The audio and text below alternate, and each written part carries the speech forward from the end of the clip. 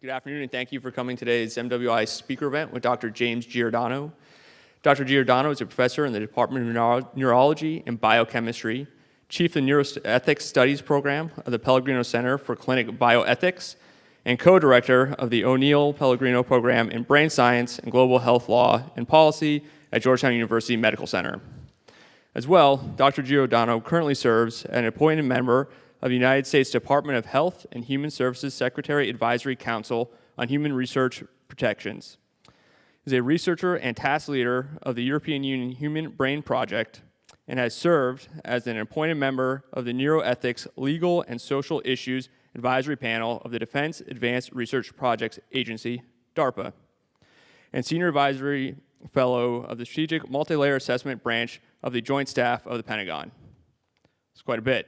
In his spare time, he has authored over 260 publications in neuroscience and neuroethics, 7 books, and 13 government white papers on neurotechnology, ethics, and biosecurity, and is an editor-in-chief of the International Journal of Philosophy, Ethics, and Humanities in Medicine. Dr. Giordano, thank you for joining us today. Thank you very much. No. Don't applaud now. Wait till the end because the performance pressure is much too severe if you do that. And my thought is you're probably not going to applaud at the end, but what I'm going to hear is the slamming shut of your sphincters with fear. That's good. That's been successful. It's a pleasure to be here. It's a real honor to be here. Is Cadet Yoshi in the audience? Hello. No PDAs, but I do want you to come up and say hello. Your mother says hello. Everybody has a mother, and I know hers. So what we're here to talk about today is the fact that the brain is and will be the 21st century battlescape in many ways. End of story. We could stop it there and I could let you go back to your respective units and think about that for a while, but I'm here to tell you absolutely, as much as there's a big old Tyrolean nose on this face, that you will encounter some form of neurocognitive science that has been weaponized not only in your military career, but in your personal and professional lives, irrespective of whether those two things coincide or not. So the idea of the brain as the battlescape is very important. And more importantly is this other acronym that's up there, which is WMD squared. Please get used to this because this is going to be part of the idea of irregular warfare and ongoing military innovation in your careers. Weapons of mass destruction and disruption. Disruption and influence will be the key to creating peer capabilities and asymmetrical engagements. Let me say it again. It will be the key to creating peer capability in asymmetrical relations and engagements. If we talk about what brain science is, let me just give you a little bit of brief background on this field that is now called neuroscience. As a titular field, as a named field, neuroscience has only been in existence for 40 years. I know that because I've been a neuroscientist for about 38 of those 40 years. When I first applied to get into a program in neuroscience, there were only 4 neuroscience programs in the continental United States, 4. Right now, at this particular point, there are well over 200 dedicated university and collegiate programs, several programs at the junior college level, several programs at the high school level, and many, many dozens of independent think tanks and philanthropic organizations solely devoted to brain sciences. That's just here in the United States. Furthermore, what becomes critically important for you to understand is that brain science is not just a United States enterprise or effort, nor is it singularly an effort of the United States allies worldwide. Increasingly, it is becoming an international, multinational, global, and independently exercised event and endeavor, which increases the capability of the brain sciences to develop not only new theories, but ever more sophisticated tools. I like this slide a lot because what it presents for you, ladies and gentlemen, is essentially a century-long history of brain science, even before it was called neuroscience. Look, let's face it, for as long as human beings were looking in some reflective pool and recognized that the thing looking back at them was themselves, there was some interest in what makes me me, what makes me think, what makes me feel, what makes me behave the way I do and you behave and think the way you do. What is my sense of self? Do I have free will, and what is the nature of that, and how can we affect that in a variety of ways that go from the non-kinetic all the way to the kinetic? If we take centenary jumps into the era of the Enlightenment, we can see the great thinkers that came before and during the Enlightenment, inclusive but not limited to people like René Descartes, pondered the idea of what that means. Cogito, ergo sum.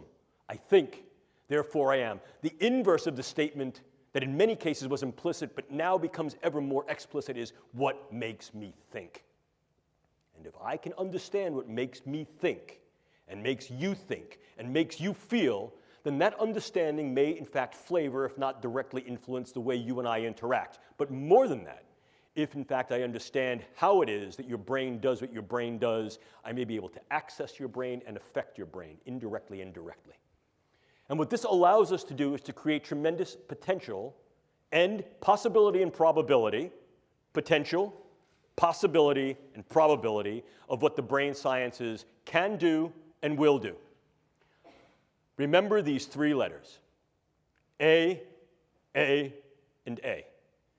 Keep them as your viable mantra for the duration of this course, today, and throughout your professional careers and each and all of the opportunities that you have to interface and try to understand the power that the brain and cognitive sciences can yield. A, the ability to assess the brain and its functions. A, the ability to access the brain on a variety of levels, from the subcellular all the way to the social. And A, the ability to affect the brains and the individuals in which those brains are embodied and the ecologies in which those individuals enact, engage, encounter, from the level of the individual to the group to the community to the populational. Look at the power that understanding tools and techniques of the brain sciences afford. It's there before you on the screen. Obviously, if in fact this gives me some insight to the way people interact, inclusive of the way they may interact in bellicose, aggressive, violent, and volatile ways, and it also confers upon me certain powers to be able to influence that, alter that, change that, mitigate that, then clearly I'm able to use the brain sciences, as we have tried repeatedly in the past, to influence the postures and capabilities not only of our own individuals who are engaged in warfare, intelligence, and national security operations, but those who seek to threaten us. In other words, we can utilize these things in national security, intelligence, and defense. Please look at the timeline.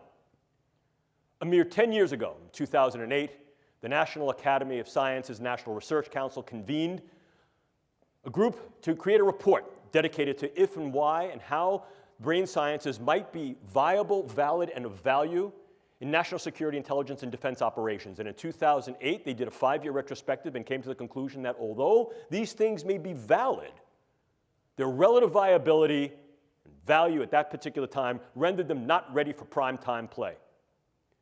Our group, working with others internationally, inclusive of the Nuffield Council in the UK, proceeded forward from 2008 and did a slightly deeper dive, looking at international capabilities, limitations, and delimitations in the brain sciences, and came to a very, very different set of conclusions. Not only were the brain sciences increasingly being considered, interested, and used for possibilities of national security, intelligence, and defense, but they would continue to be so as more and more countries internationally developed the capabilities and the specialized agendas to be able to look into the brain and affect the brain. So much so that by 2014, the exact same committee reconvened and recognized at that time that the brain sciences indeed were ready and in operational prime time for warfare, intelligence, and national security agenda. In other words, it is valid, valuable, and already in operational play.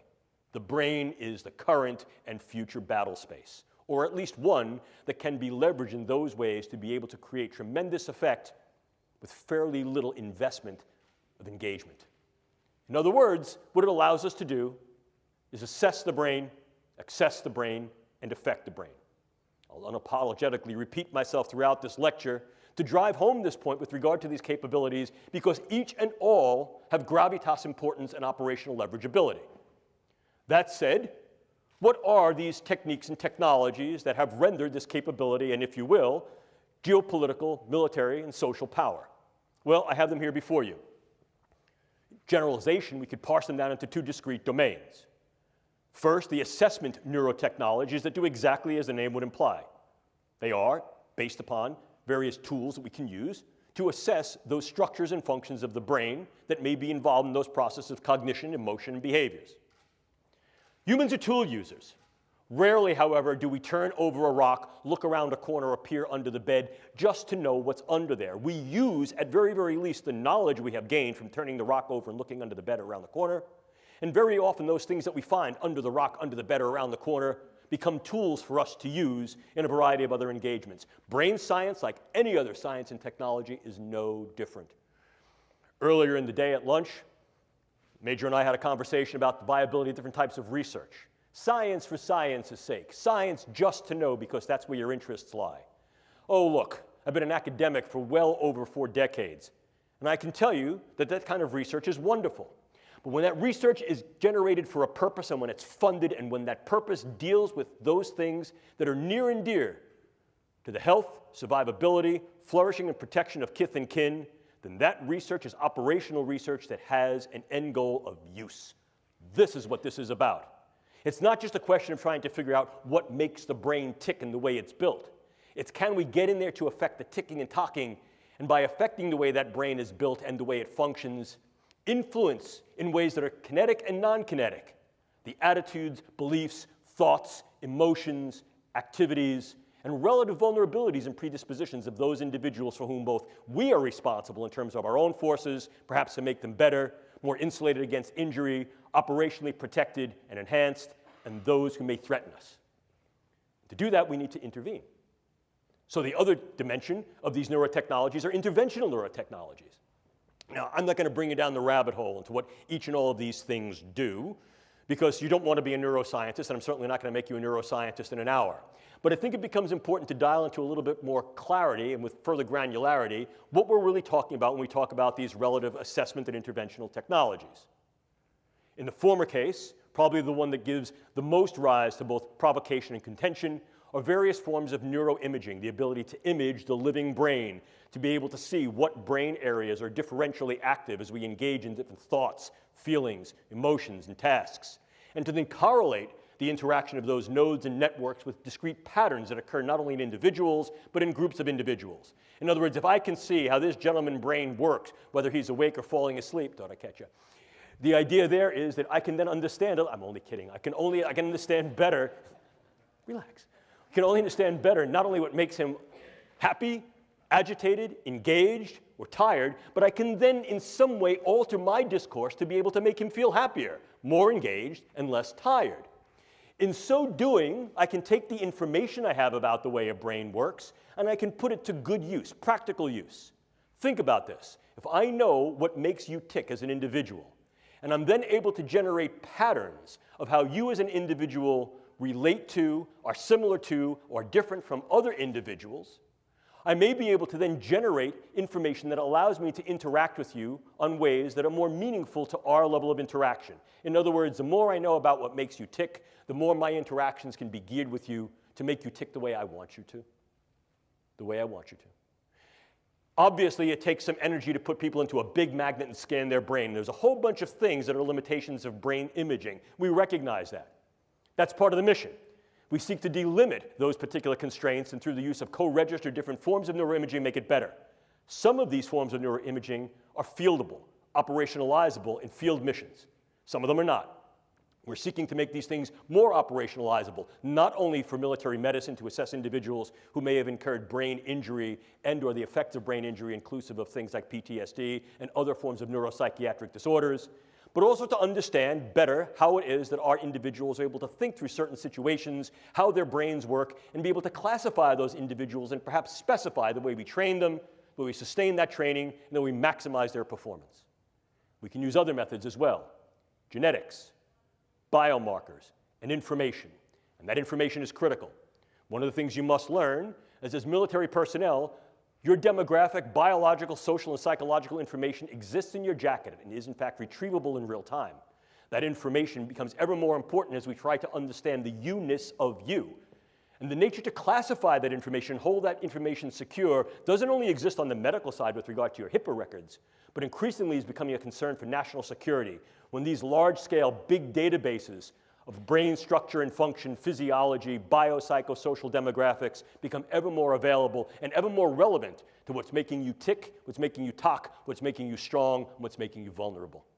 And the fact that other nations, inclusive of China and Russia, are engaging in large-scale neuro-big data initiatives to be able to create large-scale databases that can join not only imaging and physiological, but as well as other forms of phenotypic and genetic data of the entirety of populations renders great power because there's great capability in that information to know where key points of strength and vulnerability may lie, and also to intercede, to inject information in some way be able to affect what appears to be your medical record, your personal record, the evidence that is you. And we can take that step to go one step further. The more I know about you and the more I know about the way your brain works as individuals, groups, communities, and even populations, the more I can utilize non-kinetic means such as informational means of narratives, iconographies, semiotics to influence your emotions and your behaviors. We can do this subliminally through computer images. We can do this more liminally through the types of engagements, interactions that we engage through psychological operations and informational operations.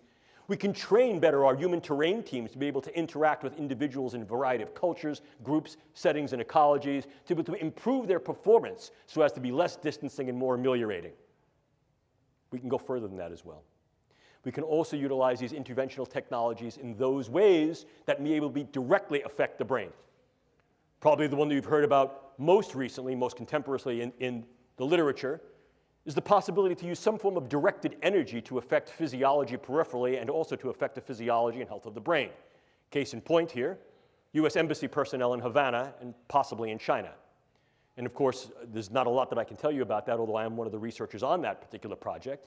But this seems to be wholly indicative and supportive of the fact that this was at least some form of directed energy, whether it was wholly intentional or not, still remains to be definitively decided. However, the pattern of insult and injury to those individuals and the pattern of injury of who was affected strongly suggests that this was an intentional and directed engagement, and that this represents a beta test, a possible probe of a directed energy neuroweapon. And there are a number of countries that have developed initiatives and agenda towards developing just these types of things, the United States included. But you also have a whole host of other things that can go bump and bang in your brain. The more we understand the specificity of the brain on a very granular level, the more we're able to derive and develop particular types of drugs that not only can enhance and optimize the performance of our people, but can also be used to mitigate, militate, and in some cases manifest profound morbid changes in their people. In other words, against a hostile other.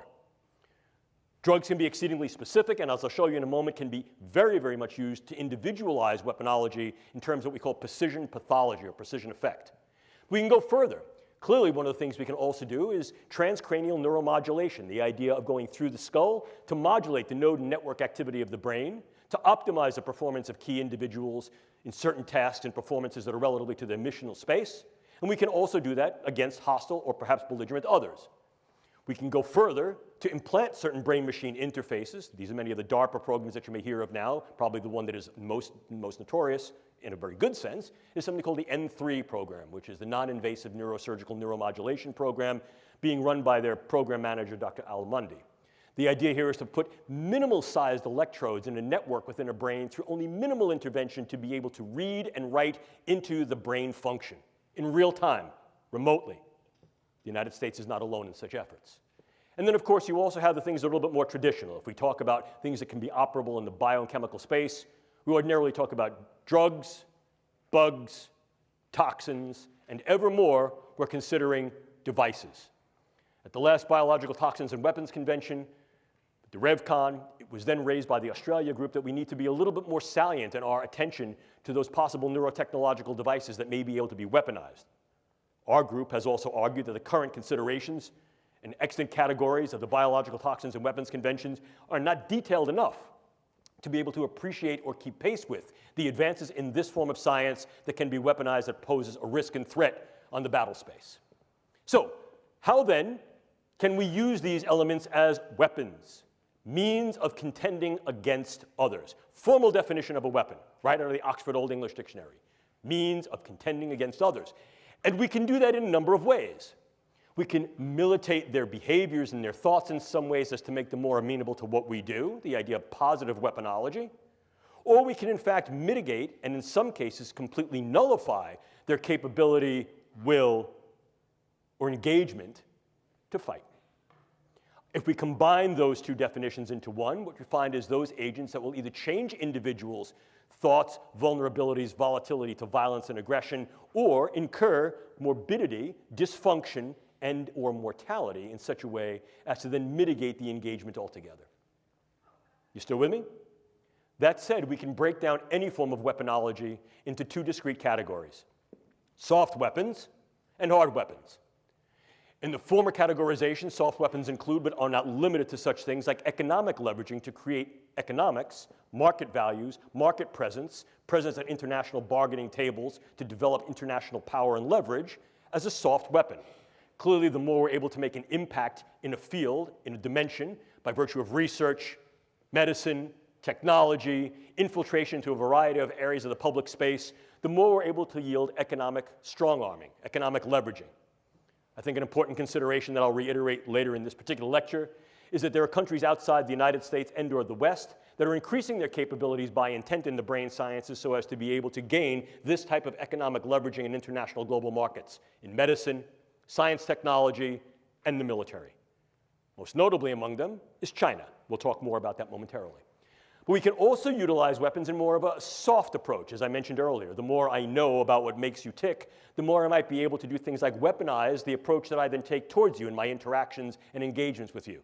Here we can utilize the brain sciences for psychological operations. Most notably, one of the DARPA programs run by the program manager Bill Casebeer, Dr. Bill Casebeer, who subsequently went on to be a program manager at Lockheed Martin and run their brain-machine interfacing programs. Bill Casebeer's program was called Narrative Networks. And one component of the Narrative Networks project was something called neural narratives. If we understand how it is that brains and individuals, groups, and populations respond to certain forms of imaging, memes, iconographies, engagements, the more we may be able to tailor those things through our psychological operations, propaganda, meso, to be able to engage these individuals in more positive ways or in ways that are more influential, to be able to direct their behaviors, their predispositions, and perhaps their engagements with us on a variety of levels from the individual all the way up to the political. But then, of course, we move into the more harder forms of weapons, things such as bullets and bombs. And here, once again, let me reiterate what we're talking about on the neuro side are drugs, bugs, toxins, and devices. But of course, if we spill over the idea of soft weaponology into a hard weaponization, we also see the use of biodata as a viable weapon. Manipulating biodata so that I can then put into your particular medical records subtle information that may change the disposition of whether you're sick or not, change how you're treated, influence the postures that go to you in terms of insurance, care, viability for military service. By altering that information, by changing those data, by purloining those data, I essentially change the you of you. And I can do that in very subtle and insidious ways. Furthermore, I can do that on a variety of different levels that can affect key individuals so that, in fact, your medical record changes to thereby render you incapable or at least invalid to be able to serve in a way you're serving. Or I can do that on a much larger scale, groups, populations. And if I change those data, I change the way you're being regarded and treated. And I can do that in one of two ways. I can do it in such a way that you're going to be regarded in a negative sense, or I can do that in such a way that I'm going to treat you incorrectly. If I say, for example, you have a particular allergy, or you have particular sensitivities, or you have a particular disorder, you will be treated for that, and that could then harm your health and your stability in both a short wars approach as well as a long wars approach. But if we take a look at this in a little more detail, you can see that once again it falls back to the idea of what can we do to ours and what can be done to others. Clearly, one dimension, one domain of operational viability and value is to enhance the capabilities of the combat and intelligence operator across a range of scalabilities in both general purpose and more select forces. And this is the idea of neuroenablement. Neuroenablement. You will hear this referred to in a variety of different ways. Performance optimization, enhancement, enablement, maximization. These terms mean something. A number of years ago, our group was tasked from the Air Force to develop a lexicon, a nomenclature, that would be able to define these in more precise ways. And I'll not bore you with that now. But the idea of enablement gives forth, I think, a particular meaning that's relevant. You're enabling individuals to do some aspects of a performance of a task that is germane and justified to their operational mission and that is, in fact, done with regard to protection of their charges. So in other words, we're saying, we're going to make you good to go, and we've decided that this is good. The reason this can become problematic, of course, is that what definition of good are we using? What we define, whoever the proverbial we may be, to be good, might be quite different than what they, whoever the proverbial they is. And as a consequence, we have to keep a much broader window of opportunity and possibility open to be aware for the potential benefits, burdens, and risks that this type of engagement may pose. What types of things can we do to make our people better, if you will? Well, certainly we can use a variety of advanced psychopharmacologics and neuropharmacologics, in other words, drugs. And I refer you to a wonderful book written by a colleague of mine, Professor Jonathan Moreno, called Mind Wars. First edition came out in 2006, second edition came out in 2012. And Professor Moreno does a very good job in defining and explaining the history and historicity of the way the brain and cognitive sciences had been used in national security, intelligence, and defense operations, both by the United States and more globally. And what we see is that this is certainly not a new event. We can look back into antiquity and see that there have been attempts to try to maximize the performance, capability, sustainability, and protection of those individuals who are operational warfighters, literally from ancient Rome and Greece all the way to the 20th and now 21st century. It's the tools and techniques based upon the understanding and depth that we have that increases the granularity and specificity of effect and increases sophistication and gravitas of outcome. The more we know about the brain, the more we can develop ever more selective agents to affect the structures and functions of the brain in cognition, emotion, and actions, and the more we can do so in a way that's more like sharpshooting rather than buckshotting. But irrespectively, drugs can be somewhat dirty. What I mean by that is they can have a host of adverse effects, some of them side effects, some of them direct effects. And very often what we'll find is that unless we're able to deliver the drugs directly to a particular site in the brain or elsewhere in the nervous system, they can have heterogeneity of effects throughout the body. And that can lead us to some undesirable outcomes. But we don't need to be limited to drugs. No, no, no. We can also use a variety of computational brain-machine interfaces that are both closed and open loop.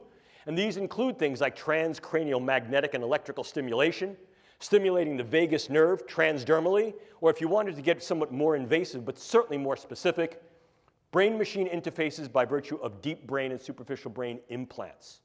And I shall tell you that one of the leading projects in developing state-of-the-art brain implants is a DARPA-funded project aimed at the medical side for the treatment of neurological and neuropsychiatric spectrum disorders. And this program is called SubNets, Systems-Based Neurotechnologies for Emerging Therapies. But what you also need to appreciate is that that DARPA program, like any program that is oriented towards engaging brain function to then alter those functions in certain ways, directional ways, can be harnessed for what's called dual use. Medical purposes that are then depurposed to medicine and used for other agenda, inclusive of warfighter enablement and enhancement. Furthermore, we understand that there are a number of nations outside the United States, some of whom are allied, others that are at least competitive, if not combative, that are engaged in these types of programs looking at the capability for transcranial and deep intracranial modulation of brain function to improve the functional performance of military and intelligence operators across a range of viable missional tasks. We are not alone in these pursuits, and I think that's something that needs to be appreciated.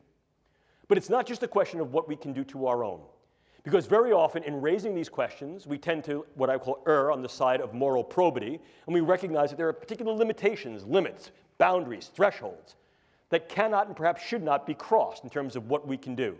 And if we intend to cross them, we only cross them with consent, and that consent is highly contingent upon the necessity of a continuity of research and clinical care, understanding what happens to the individual once they've been enabled and enhanced, and what may happen when they're no longer enabled and enhanced. In other words, more colloquially, when Superman goes back to being Clark Kent, what happens to Clark becomes the burden and obligation of our responsibility. However, those ethics are not homogeneous on the world stage. And the idea of pushing the envelope of what can be done to the combat, warfighter, and intelligence operator, and perhaps more broadly to those individuals who may oppose particular regimes and or may be military fighters against your own regime, is very often bounded by, and in some cases deconstricted by philosophies, cultures, and ethics of those individuals who may be competitive, if not combative to us. So in other words, this can also be weaponized against others. And this is where we get into the idea of novel neuroweapons. Once again, this is not necessarily new, but the momentum of this dimension of the field has accelerated as a consequence of increased understanding of the brain and increased capability to develop tools and techniques to access and affect the brain. So what are we seeing here? Well, take a look. We see in-close neuropharmaceuticals and organic toxins. What's new about this is the in-close nature of this. Increasingly, we're not seeing these things as weapons of mass destruction against gross aspects of the population, although certainly many neuroweapons such as sarin gas and VX and other forms of neurotoxic agents can be leveraged against large groups of people, but that's messy. More specifically, perhaps, might be targeting individuals on a level that allows either direct attribution or covert engagement with non-attribution. Let me give you an example of what I mean. So this gentleman is the leader of some group, a political group, a social group, a combative group, and under the veil of a white flag, he and I are now to have some kind of a caucus, a meeting. And during that meeting, what I do is I lace the rim of his drink, or his pen, or his seat, or something in his immediate environment with very, very low-dose drug or toxins that are going to affect his stability. They may affect the way his brain works, and as a consequence of that, they can affect the functions of his brain, his thought patterns, his relative emotionality, and the behaviors that go along with that. One of two things might happen. He might be completely incapacitated as a consequence of this, or he may change his level of capacity and engagement so that he went into the meeting thinking, I hate this guy's my enemy. He walks out of the meeting going, I love this guy's great. Now what could happen? If in fact this is a gentleman who has charismatic, financial, elected, or dictatorial power, it may be that his followers will then follow him blindly. He came into the meeting as a leader of those followers who were bellicose, who were volatile, who were violent and aggressive. He comes out of the meeting and he tells them to change their behaviors, and they do. Or I could sever the trust. By now, he leaves this meeting, he's espousing a very different philosophical stance and orientation, and his followers no longer adhere to his precepts, his tenets, or his lead, and I fractured the relative arrangement of trust, engagement, capability that he fostered, leaving that population disrupted and vulnerable to intervention, to a coup d'etat, to a junta, to some type of insertive reassumption of leadership. You see how this can work? Furthermore, I can use this very tactically. Some of these agents allow me to assemble the agent on site and not have to stockpile it, which allows me to take the components of this agent into and out of a country relatively covertly, target a specific individual, change or eliminate that individual with very little attribution and trace, and be able to leave prior to any attribution. Think Novichok. Or I could assemble very small quantities of this that would then allow a specific intervention, characteristically in a place that would not allow such an intervention. Think of the use of a derivative of Vx in an airport. But I could do more than that. I could also incur much broader type of ripple effects. And one of the ways I could also do that is with what's called high morbidity neuromicrobiologic agents. It's a real fancy way of saying neurobugs. But high morbidity neurobugs. I may not want to kill a lot of people. In fact, arguably, I may assume what is sometimes referred to as the Sailor-Malin mantra. For those of you who may be fans or students of military history, you may remember that Sailor-Malin, Wing Commander Sailor-Malin, was a South African who flew with the Royal Air Force during the Second World War. And he became well known during the Battle of Britain for shooting up German airplanes but letting them limp home, particularly bomber aircraft. And they would ask Sailor-Malin, oh, Wing Commander, why didn't you shoot that plane down? And his adage was simple.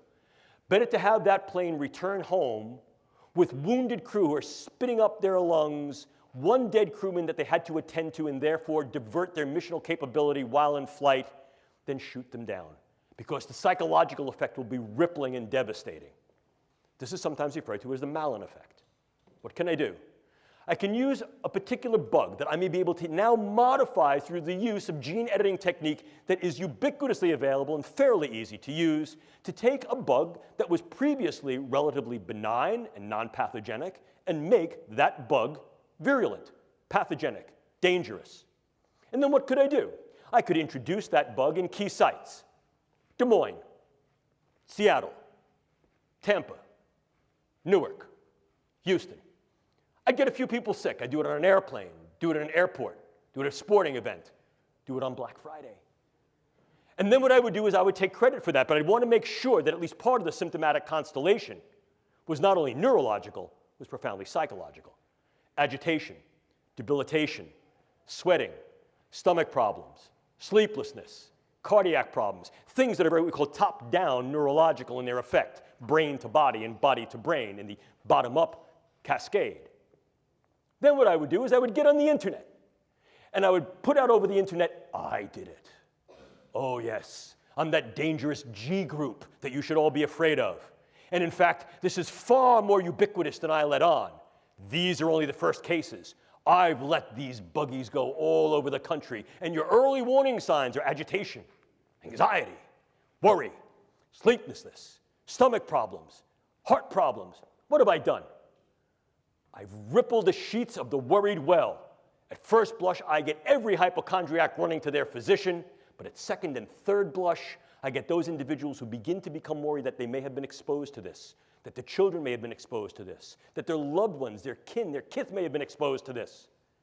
Of course, the physicians, the CDC, the Public Health Service comes back and says, no, that's not what's going on. But I get back on the internet and I say, oh, don't you listen to that. That's fake. That's false. Your government knows what's going on. They can't do anything about it and they can't treat you. They're going to end up quarantining you. How many people would I need to affect? We modeled it. Somewhere between 12 and 240. What would be the effect? Hang on, folks. Within 41 to 45 days, we would crash the United States public health system. Crash it. In so doing, I render the United States infrastructure vulnerable, either there or elsewhere. See the ripple effect? See the disruptive effect?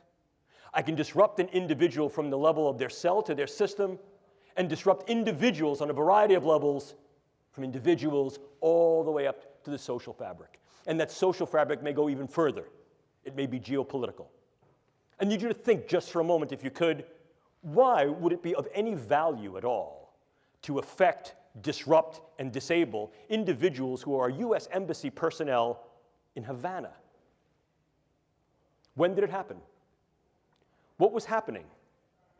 What would be the benefit in fracturing a growing economic, political, and social trust in that part of the world?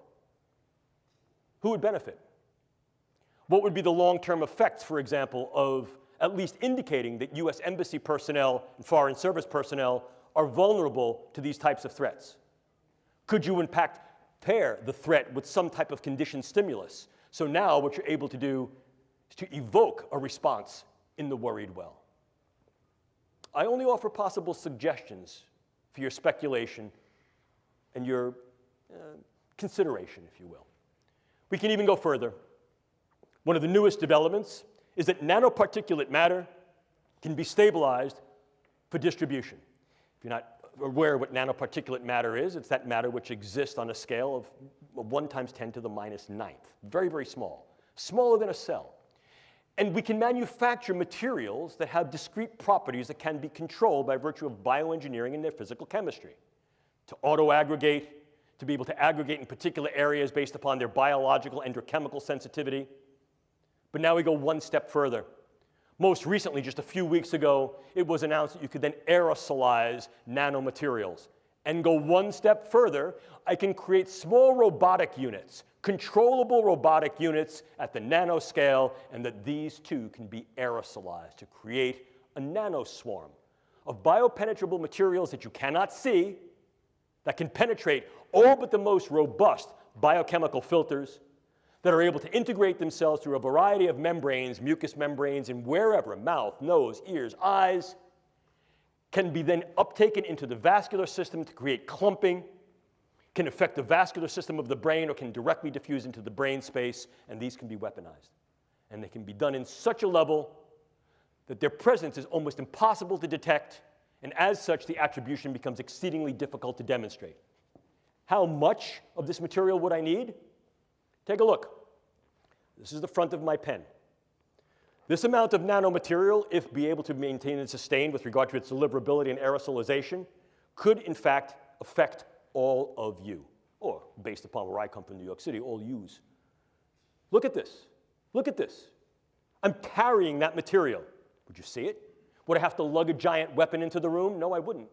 And what if, in fact, I utilized some form of an unmanned aerial device or unmanned ground device as a delivery vehicle? Something like a drone or a bug. Could I do something with that?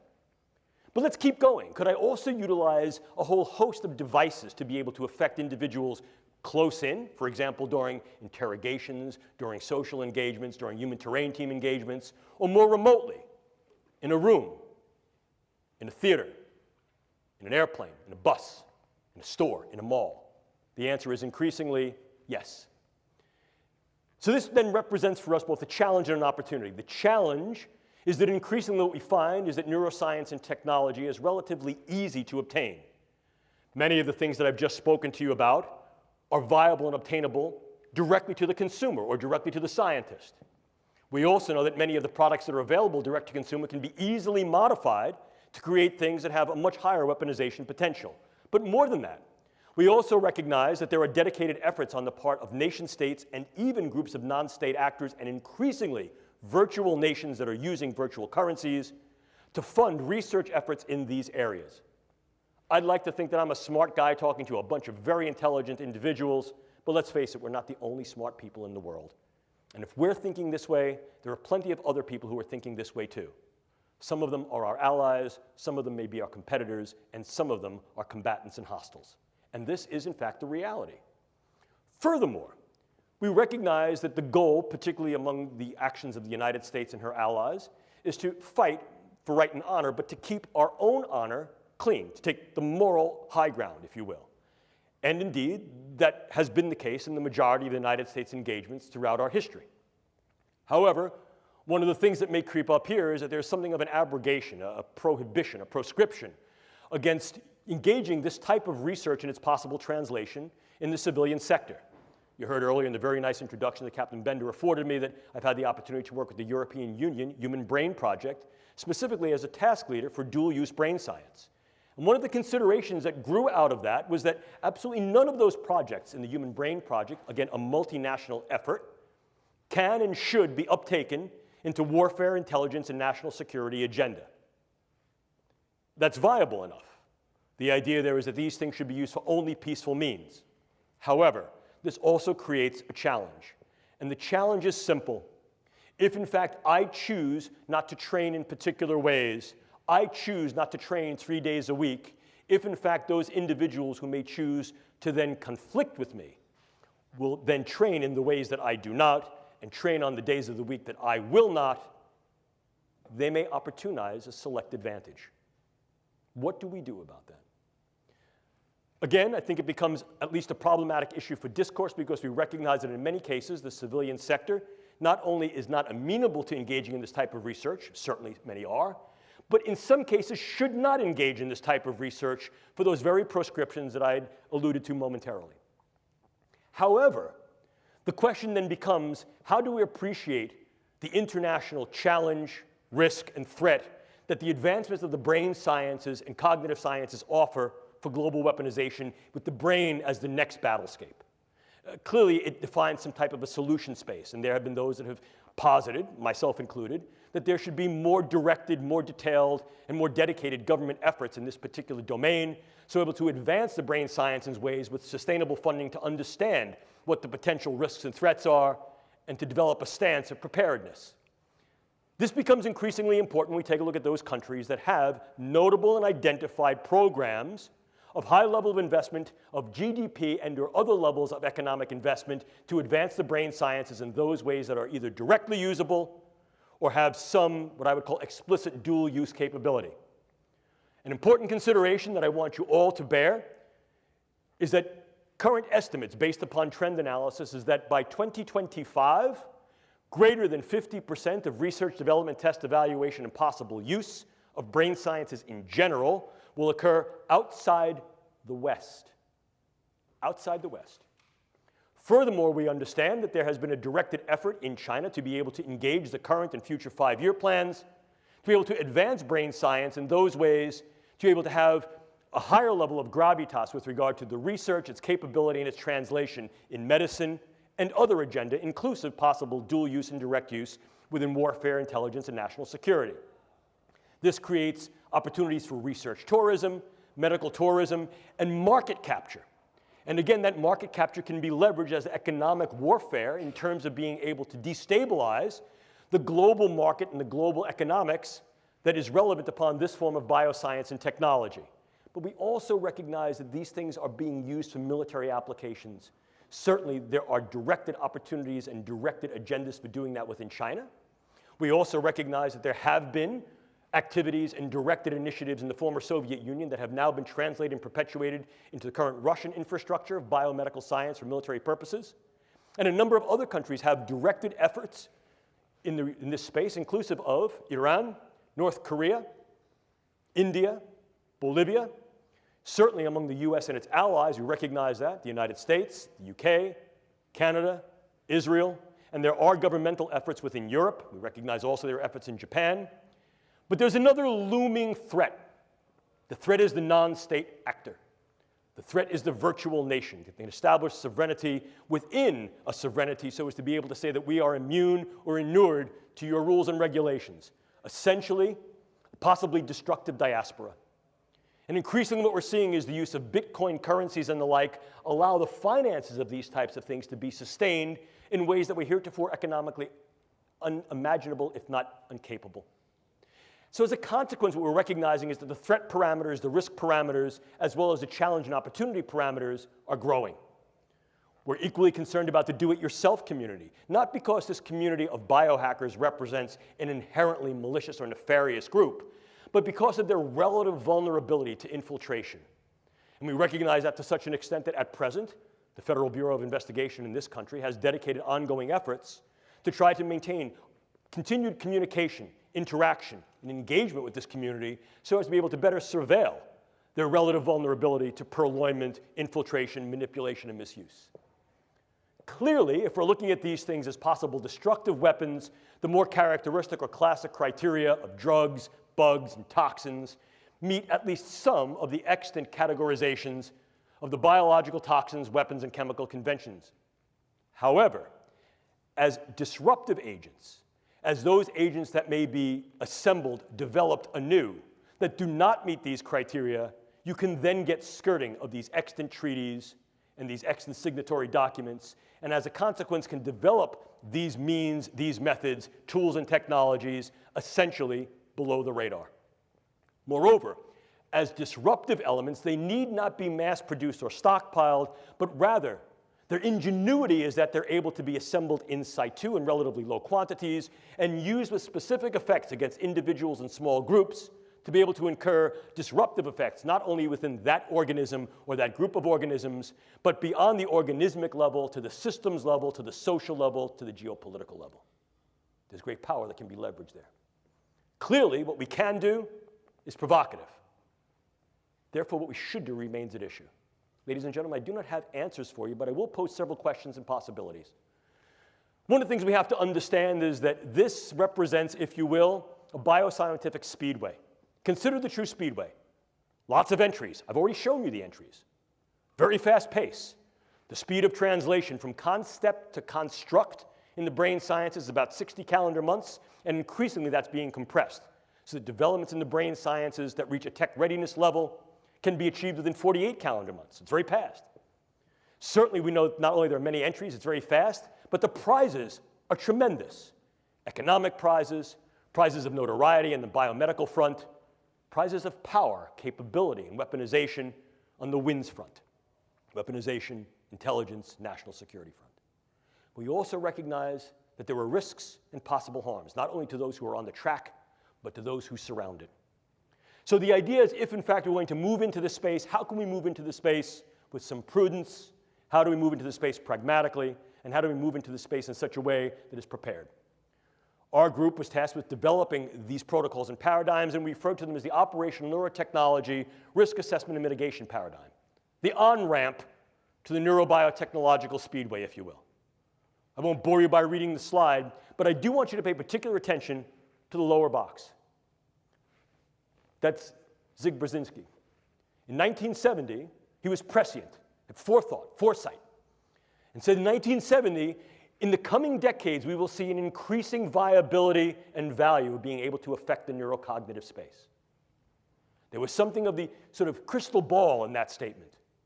We are there, and increasingly will be ever deepeningly there based upon not only our own initiatives, but those initiatives of groups around the country. This is a space that we need to at least be prepared for. A simple precautionary principle will no longer obtain. Why? Number one, it shouldn't. Number two, it's anachronistic. Just because we recognize that in some cases, the risks may be high and there may be certain benefits, a simple precautionary principle says if the risks or threats outweigh the benefits, don't go.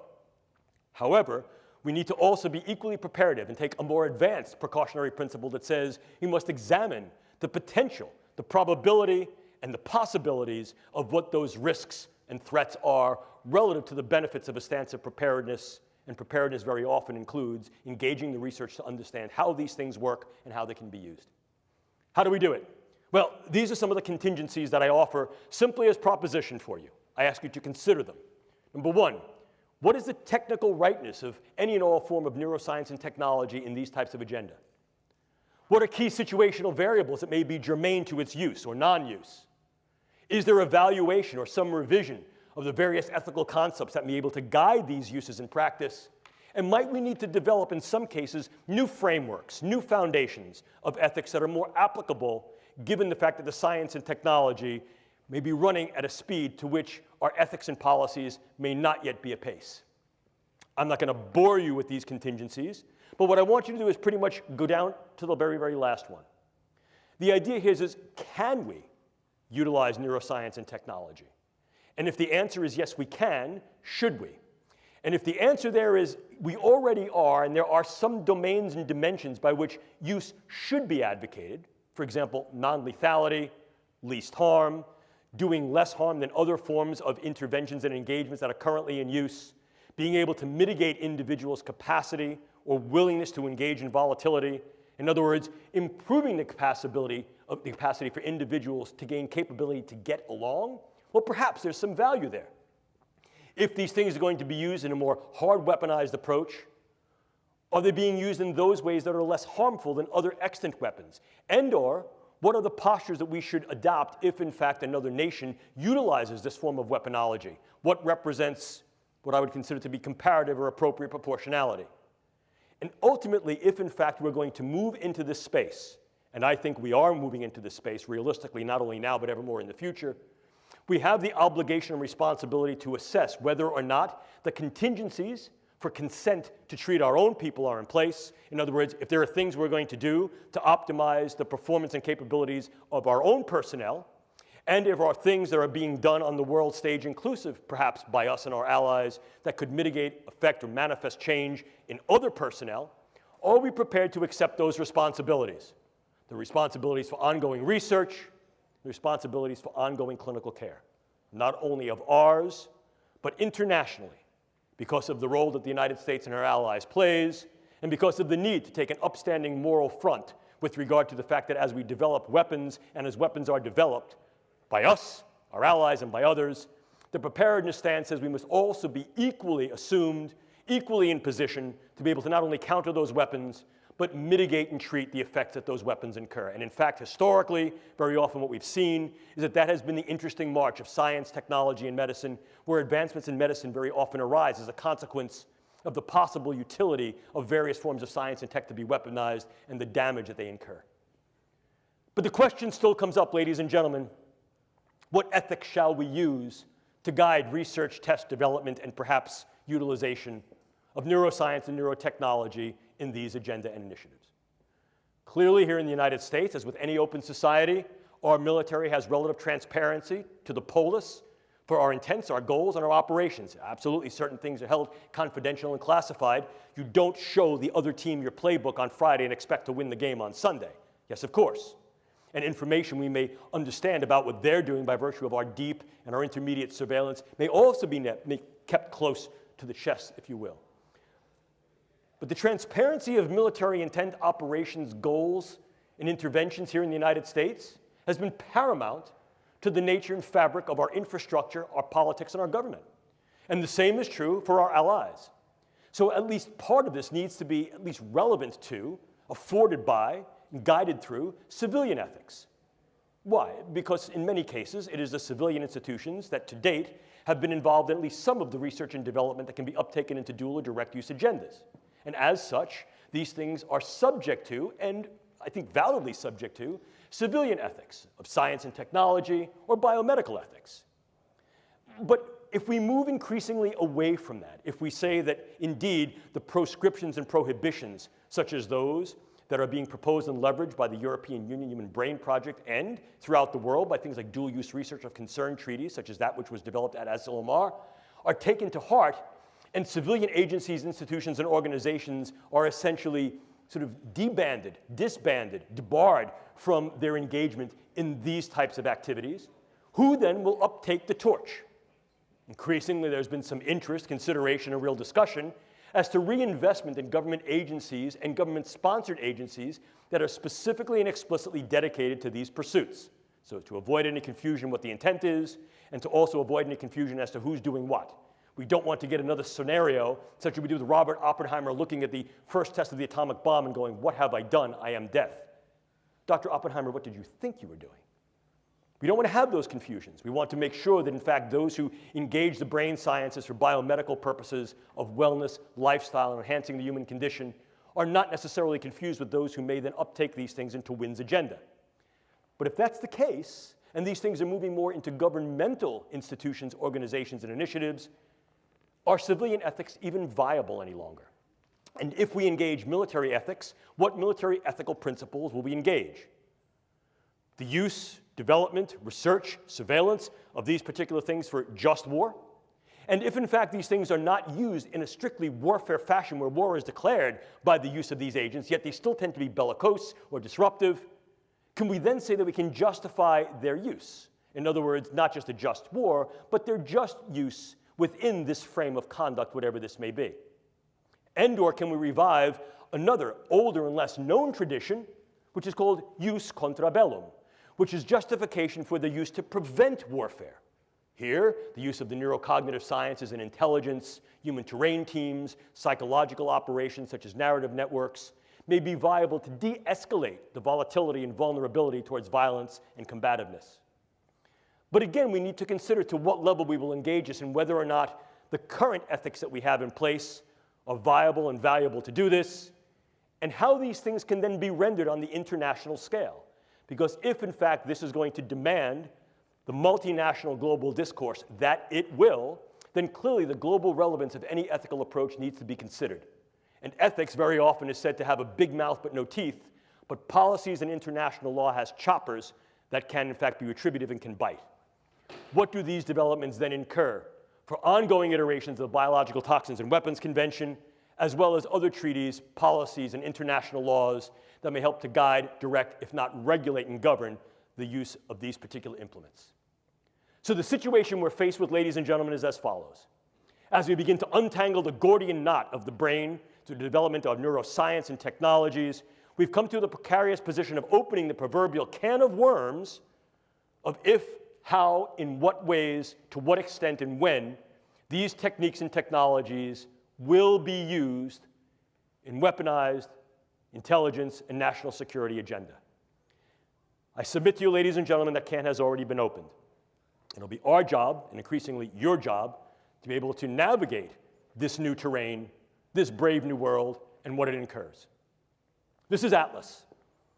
And the idea of Atlas was that Atlas balanced the integrity and well-being of the world upon his shoulders. I disagree. Atlas of the 21st century, as you see here, balances the world upon her head. What we know about the brain, what we're able to do with the brain, and of all those organisms that are embodied and have one that exist in their various environments, cultures, and ecologies. Because the brain sciences and its technologies confer tremendous capability of knowledge, intervention. With tremendous capability comes tremendous power. And with tremendous power comes great responsibility. Look, that phrase is good enough for Spider-Man, certainly was good enough for Goethe and Nietzsche, certainly good enough for me, and I hand that off to you. Because, ladies and gentlemen, as I started this, neuroscience puts the brain at our fingertips. Whether that's to help, to heal, or to harm, is simply the effect of the human condition and how we put this to play. You will, in your professional careers and your personal lives, see the brain sciences ever more infiltrated and integrated, not only into the battle space, but to the bedside, to the boardroom, and beyond. They will be a part of your realistic lives in the way we engage each other, regard each other, treat each other, interact, and perhaps enter into combat. Understanding the brain sciences and their power will become one of your obligate responsibilities, not only as military officers, but as civilians of the 21st century global space. I like to end a lecture like this usually by giving you a little personal story. My dad, former Navy man, was an engineer. And one of the things Dad liked to do was build stuff. He liked to tinker. I still like to tinker. I like to work with tools. And my dad was a really bright guy. One of the things he did when I was a kid, he'd come home every month and bring me a new tool, teach me how to use it. So that in fairly short order, as a young kid, I became pretty adroit, or at least I thought I was adroit, with using tools. And with all of the impulsiveness and zeal of youth, getting a new tool with only partial knowledge, I remember one day Dad came home and he said to me, "Jim, here's a brand new tool." And I took it from him. I said, "Thanks, Dad," and I went to go running off. My dad put his hand on my shoulder and he said, "Jim, slow down. Measure twice. Cut once. Sometimes you can't go back." Ladies and gentlemen, these are the brain sciences. They can and they will increasingly be used in national security, intelligence, and defense agenda globally. We need to measure twice and cut once and make sure that the cut that we make is one that is for good, one that is for right, and is one that does not cut our own throats or the throats of others in those ways that are irreparable. I leave you with my father's wisdom. These are some of our white papers that we've submitted to the Strategic Multi-Layer Assessment Group of the Joint Staff of the Pentagon. I can make these slides available to you. These are now all open domain and available to your perusal. If you're interested in some of our ongoing work by my research group, I provide you with some of our own work. And this is the part of the lecture, I'm going to look right at the camera, that is the unabashed self-promotional plug. If you're really interested in this, I've only had the wonder and opportunity to engage with you for about the past hour or so. If you're interested in going further down the rabbit hole and reading about this in greater detail, granularity, and specificity, I recommend this to you. Not because I'm going to go out and buy the new Maserati when you all buy the book, but because I'm very proud of it. And I'm proud of it not because I wrote it, because I only really contributed a couple of chapters. I'm proud of it because bringing this together was a multi-year effort that grew out of a set of, at first, somewhat sensitive but unclassified and some classified conferences that we had that were then subsequently declassified, and then also brought together international leaders in the field of military science, bioengineering, neuroscience, philosophy, ethics, and law to provide their perspective, their lens, their vision and voice as to what's going on in this domain at this point, with some speculation, vision, and proposition as to what may need to go on in the future, so he's able to opportunize the capabilities of the brain sciences and meet and be prepared for the challenges that it offers in this space. At this point, I'd like to thank you all for your attention. I hope I haven't bored you. If you wish to get in touch with me, feel free. Just put in your subject line USMA, so I don't think you're trying to sell me Viagra. Not that I wouldn't buy it, but this way I know where it's coming from. If you want to ask questions, you have some time to do that now. If you don't get to your questions, feel free to email me. I will email you back. It may not be that day or even that week because I may be busy or traveling, but I will, in fact, email you back because that's my obligate responsibility to you. Thank you, ladies and gentlemen, for your time. Appreciate it.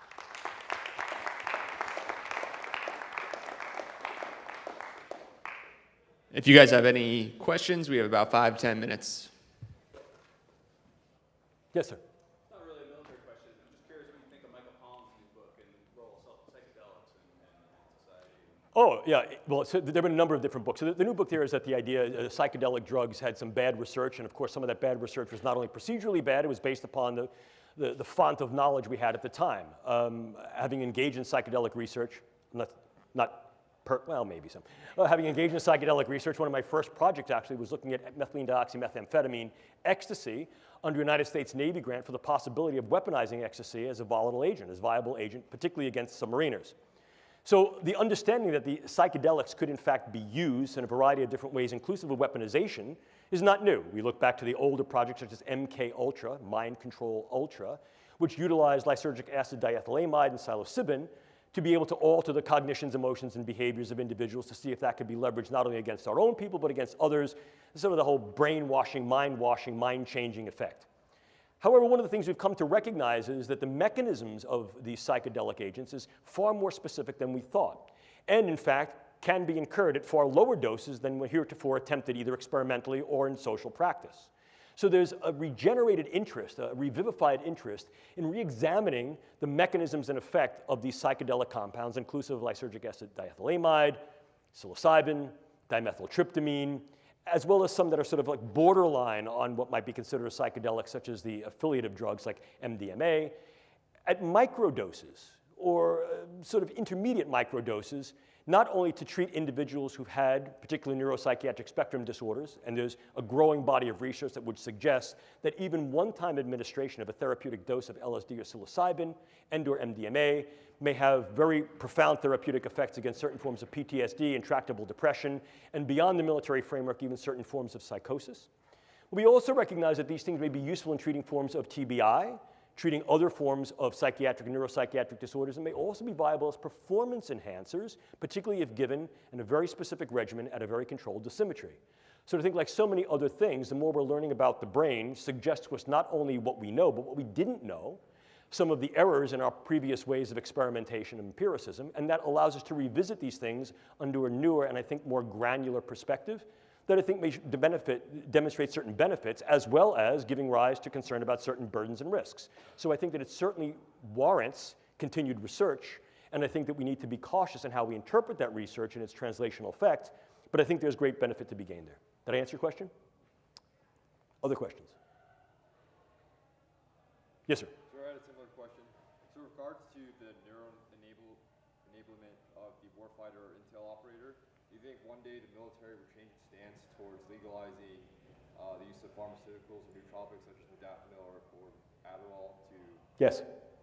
Yes. In fact, I can tell you some ongoing research that's being done now by the Air Force Research Laboratory that's looking not only at the comparative use of what's called nootropic agents, as you said, modafinil and some of the newer ones.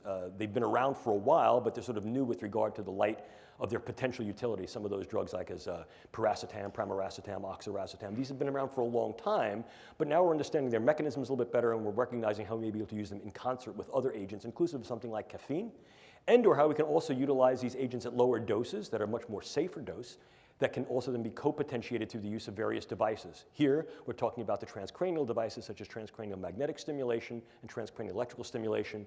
And if you're interested in some of this work, I refer you to a colleague of mine who's at Air Force. He's a Wright Pat, and his name is Andy McKinley. Just look up some of Dr. McKinley's work in this area. It's stellar. It's leading edge. And the Air Force Office of Scientific Research is funding a number of different projects that are looking at exactly this mechanism. Can we engage certain brain substrates, nodes, and networks through the use of new pharmaceuticals or older pharmaceuticals that are redosed or pharmaceutically delivered in different ways to be able to maximize key aspects of the processes of those neural functions that are operative in key tasks for the intelligence operator or warfighter.